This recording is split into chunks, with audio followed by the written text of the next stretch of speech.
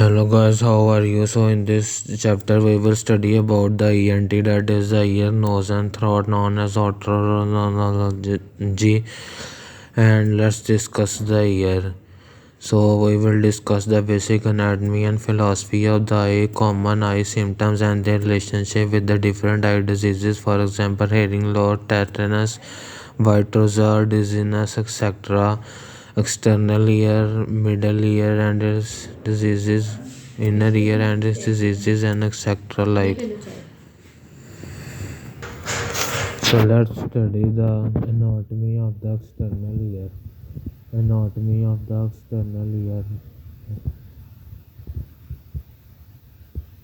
Anatomy of external ear and the different parts of the external ear. Let's dive further and deeper into it. So these are the different parts of the external ear, the portion of the ear that is visible to us. So it is the external ear and its different parts and associated with it.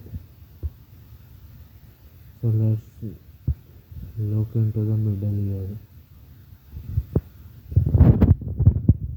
So it is the middle ear and its anatomy and different parts and functions associated with the middle ear are as follows. Let's discuss these one by one. Vestibular system, vestibular nerve that is associated with balance and movement, maintains our balance. Cochlear nerve that is associated with auditory. So let's discuss about the milus and the incisives. Milus and the incisives. Let's discuss about the milus and incisives. So milus and staples are critical to middle ear function. The milus connects to the tympanic nerve and transfer auditory association to the incus and then steps. So these transmit vibration to the steps. This vibration then move to the inner ear and transmit to the brain for processing. Milus in ear is the largest and more lateral of three auditory ossicles in the middle ear. It connects directly to tympanic membrane, eardrum, and transmits sound vibration to the incisives, playing critical role in hearing.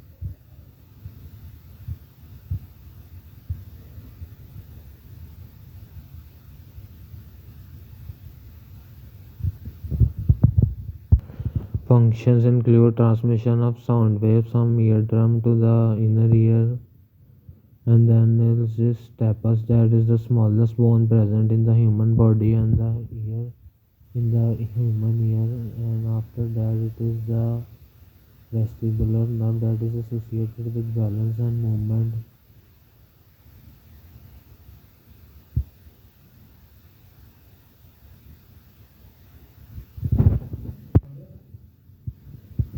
And let's discuss the cochlear. Cochlear ear.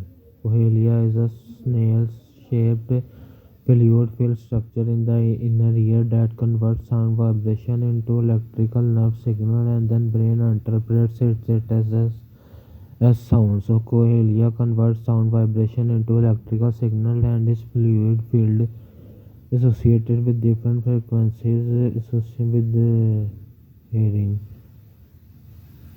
Function include vibration reception. Sound vibration enter into inner ear, cause fluid movement within cochlear. Hair cell stimulation. The fluid movement stimulates the hair cell on the organ of the coronary signal transduction.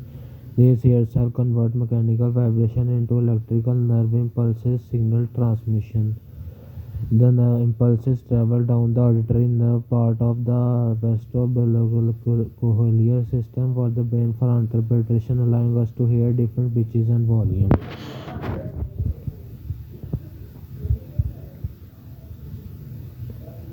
So the function are the reception, hair cell stimulation, signal transaction, signal transmission.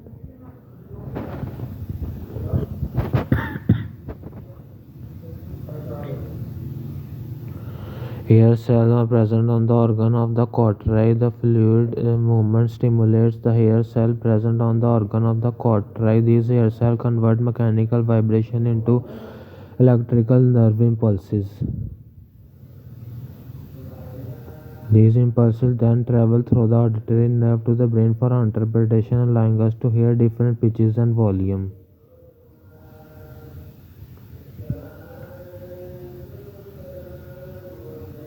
After it is the vestibular system.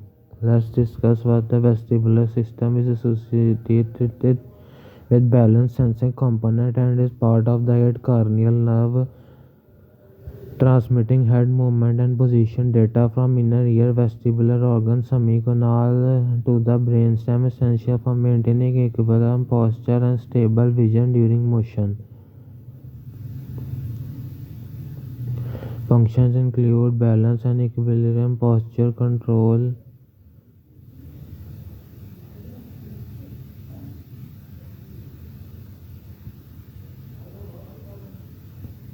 so let's discuss the vestibular how.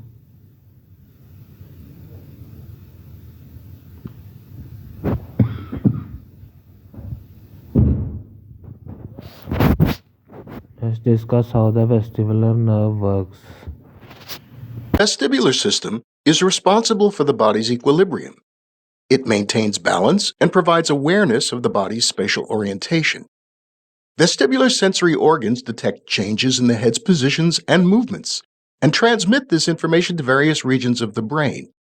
Projections to the brainstem trigger reflex pathways that lead to compensatory actions to maintain stability or reestablish equilibrium, while projections to the cortex provide perception of gravity and movement. Examples of vestibular reflex pathways include the vestibulo-ocular reflex that controls eye muscles to keep visual objects in focus while the head is moving. It does so by moving the eyes in the opposite direction as the head. And the vestibulo-spinal reflex that senses a potential loss of balance and activates body muscles to keep the body from falling. The sensory part of the vestibular system is located in the inner ear on each side of the body. It consists of 3 semicircular canals that sense rotational movements, such as when the head is turning, and 2 otolithic organs that sense head positions, as well as straight-line motions, such as when riding in a car or elevator. The 3 semicircular canals, or ducts, are oriented approximately at a right angle to each other, each corresponding roughly to one of the 3 planes of motion, turning left and right, nodding up and down, and tilting to a side. They contain a fluid called endolymph. Each canal has an enlargement at one end called an ampulla. Within the ampulla, there are hair cells embedded in a gel-like structure named cupula. When the head turns, the ducts that are located on the same plane of motion rotate, but the fluid lags behind because of inertia. This causes the fluid to briefly move in the opposite direction as the head. Hello guys, how are you? So in this chapter we will study about the ENT, that is the ear, nose and throat, known as otolaryngology, and let's discuss the